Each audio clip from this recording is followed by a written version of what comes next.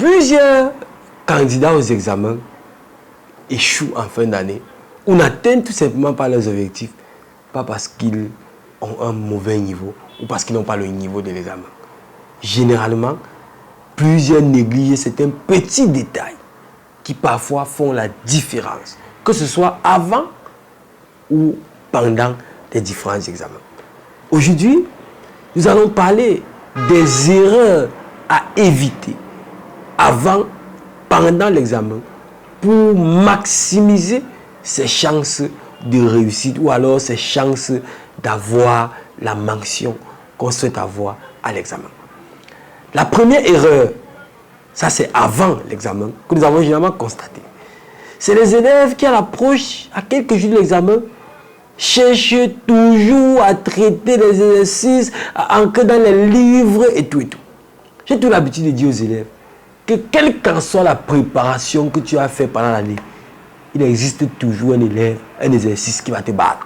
Quel qu'en soit le niveau que tu as atteint, il existe toujours dans un livre, dans une épreuve, un exercice qui va te battre. Donc une erreur à éviter, c'est de toujours chercher, parce que c'est à traiter certains types d'exercices à la veille de l'examen. À la veille de l'examen, chers amis, on révise. Dans une de mes vidéos présentées, je vous ai donné comment faire pour préparer la révision. À la veille de l'examen, on révise. Parce que chaque fois que vous allez tomber sur un exercice qui vous dépasse, vous allez commencer à stresser. Et le stress n'est pas favorable pour la réussite ou la bonne préparation d'un examen. Autre chose, une erreur également fondamentale que plusieurs élèves commettent, c'est de ne pas mémoriser l'emploi du temps de l'examen. Chers amis, en réalité, il est important de mémoriser par cœur votre emploi du temps de l'examen. Ce que vous ne savez pas, c'est que pendant toute l'année, votre cerveau a emmagasiné un ensemble de connaissances. Parce que votre cerveau se comporte comme un magasin où il emmagasine des connaissances. Et certaines connaissances sont empilées sur d'autres. Et pendant l'examen, il est important que vous donniez la possibilité à votre cerveau d'organiser ces informations en fonction de ce qui est prévu pendant l'examen. Exemple. Votre cerveau doit pouvoir savoir que lundi, c'est maths, c'est chimie et c'est SVT. Et quand votre cerveau a cette information, qu'est-ce qui se passe? Le cerveau, de façon autonome, commence à classer les informations de façon à repousser en avant, comme dans un magasin, les leçons de maths, de chimie, je ne sais pas trop quoi, d'anglais, pour le premier jour. Classer directement après ça les autres informations pour les autres jours et bien d'autres. Donc, ne pas maîtriser son emploi de temps par cœur avant l'examen, c'est réduire significativement ses chances d'être optimales pendant l'examen. Ne pas bien dormir. C'est vrai que dans une vidéo précédente, on vous a encouragé à passer beaucoup de temps dans vos études, à travailler 5 heures, 6 heures, voire 8 heures de temps par jour. Mais à la veille des examens, chers amis, vous devez dormir. Vous devez dormir parce que le processus de mémorisation est presque terminé. Maintenant, il faut ancrer, préparer le processus de restitution. Et pour cela, vous devez mettre votre cerveau dans toutes les conditions. Votre organisme doit être dans toutes les conditions. Donc, vous devez bien dormir.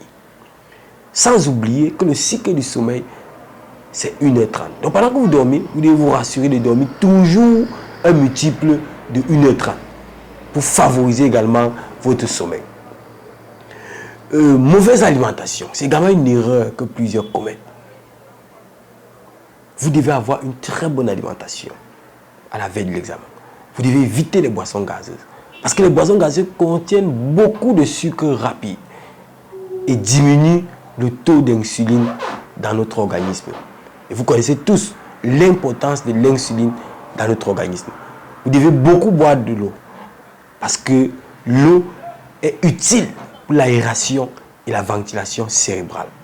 Vous devez manger beaucoup de légumes, beaucoup de fruits, tels que les carottes, l'avocat, la banane et bien d'autres. Et enfin, vous devez éviter de manger tard. Chers amis, parce que quand vous mangez tard, vous engagez votre organisme dans un processus qui vous permet, ou alors qui vous fatigue pendant toute la nuit, Et après, vous avez du mal à vous réveiller pour passer du temps dans vos différentes études. Et surtout, vous devez éviter de vous retrouver dans les situations émotionnelles. Dans les situations qui vont troubler vos émotions. Parce que toute situation qui trouble vos émotions, des situations conflictuelles, qui vont troubler vos émotions, c'est important. Ce sont les erreurs à ne pas éviter. Donc, pendant que tu te prépares, tu t'approches de ton examen, il faut éviter absolument les choses qui vont être traitées, les causeries inutiles, les bavardages, par-ci, par-là. Non. Quand tu n'as rien à faire, dors. Quand tu n'as rien à faire, dors. Même quand tu veux faire des balades pour te déstresser et tout, cela se fait dans un environnement où tout conflit est évité. Ça, c'est les pièges à éviter avant. Pendant l'examen également, il y a énormément de pièges qu'il faut éviter. Le plus grand piège qu'il faut éviter, c'est de commencer à traiter une épreuve sans la lire. Chers amis, c'est le même système qu'on a vu quand on parlait de la maîtrise de l'emploi de temps. Quand vous commencez à traiter une épreuve sans la lire, vous réduisez significativement vos chances d'avoir une bonne note. Parce que vous allez commettre des erreurs, vous allez écrire des trucs. Je me rappelle, une grosse erreur que j'avais commise quand je faisais la terminale, une erreur qui s'était vraiment empêchée d'avoir mes 17 de moyenne au bac. Parce que, le problème, je me suis lancé dans le problème, j'ai commencé à finir partie A, partie B. C'est quand j'ai fini la partie A et la partie B, parce que vous avez donné une fonction à 2 paramètres. Et il fallait étudier la fonction en partie A en prenant X comme paramètre et en partie B en prenant plutôt lambda comme paramètre. Mais comme j'ai foncé sans lire, je me rends compte que partie A, partie B, je trouve les mêmes questions que la partie A. C'est là que je me rends compte que non, je n'ai pas bien compris. Et le temps de refaire, je n'ai pas pu avoir la moyenne qu'il me fallait en mathématiques. Et ça m'a empêché d'avoir la moyenne que je voulais avoir au baccalauréat. Donc c'est important de toujours lire l'épreuve avant de la traiter. Les commentaires et les corrections à la fin des épreuves, c'est une erreur qu'il faut éviter. Parce que quand vous avez fini de composer, chers amis, les commentaires, les corrections à la fin de l'épreuve ne peuvent rien vous apporter à part le stress. Ça ne peut rien t'apporter à part le stress. Parce que si tu as trouvé, en quoi est-ce que c'est utile de savoir si tu as trouvé ou si tu n'as pas trouvé? Il faut toujours éviter, il y a certaines catégories d'élèves là, qui à la fin de l'examen sont toujours en train de corriger les preuves et tout. Après, quand on vient remettre les feuilles, on ne sait pas ce qu'ils ont fait. Donc, vous devez éviter de chercher à traiter ou à corriger les épreuves à la fin d'une épreuve. La mauvaise gestion du temps. Oui, beaucoup d'élèves qui durent trop sur l'exercice. Un élève a eu son exercice, il y a les élèves orgueilleux. Parce que je dis c'est l'orgueil. Un élève qui pense qu'un exercice ne peut pas le taper, c'est un élève orgueilleux. Tu es qui pour croire qu'un exercice ne peut pas te taper? Et on va voir un élève, le gars va s'arrêter sur un exercice, traîner sur l'exercice, après il va dire, monsieur, moi je n'aime pas qu'un exercice me tape. Tu es qui? Arrêtez-moi l'orgueil. Tu es qui pour qu'un exercice ne te tape pas? Donc vous devez bien gérer vos temps pendant les épreuves. Et être humble. Un exercice peut te taper, l'épreuve c'est 20 points. Tu peux rater un exercice de 3 points, tu vas trouver le reste, ça fait 17. Et comme je vous ai dit, n'oubliez jamais ça. Un examen, c'est une question de points. C'est une question de points. S'occuper des autres candidats, c'est également une erreur à éviter. S'occuper des autres candidats pendant l'épreuve.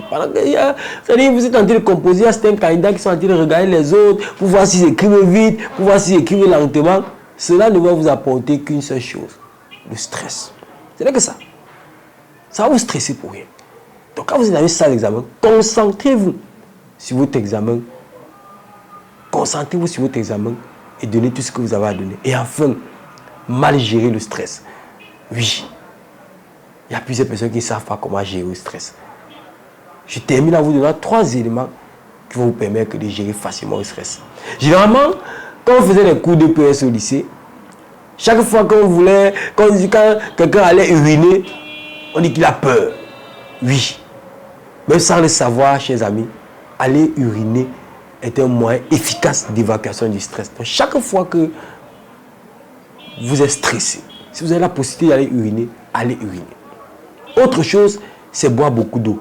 Je ne sais pas si dans les salles d'examen, on admet des petites bouteilles d'eau et tout, mais c'est important de boire beaucoup d'eau quand on est stressé.